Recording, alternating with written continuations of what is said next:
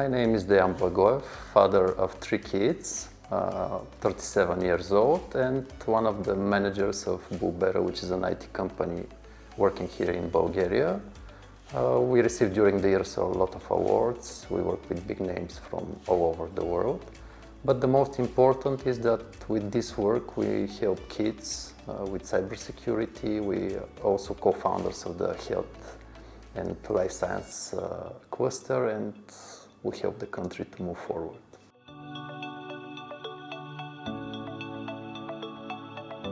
I think Bulgaria is a very good place. I had the chance to move to other countries but decided to stay here because there are a lot of opportunities. You don't need a lot of cash to start a business, and you have a lot of clever people, and more than 80% of young people know foreign languages, which is something very important.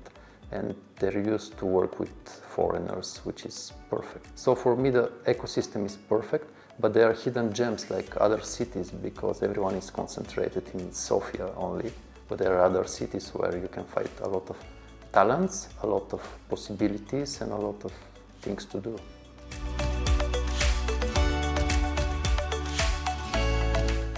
Help and support from government for the health sector, I think rather not.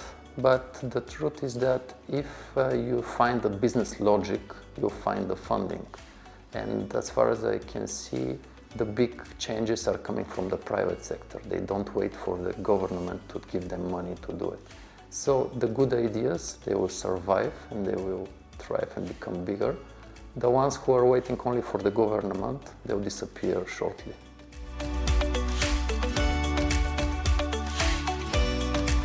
Being part of an ecosystem is always profitable because there is the first and simplest thing is the networking. You get to know really clever people, people which are seeing the world in a different way, and people which will change this world.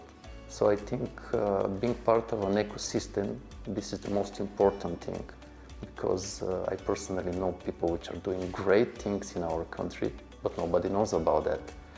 It's the case with the biotech and the life sciences. Nobody knew what was happening in Bulgaria before the cluster came in and showed the results, and you have people researching for cancer, the antidotes for cancer or for COVID or other diseases, or 3D printing bones, something which is not happening in every country or in every city.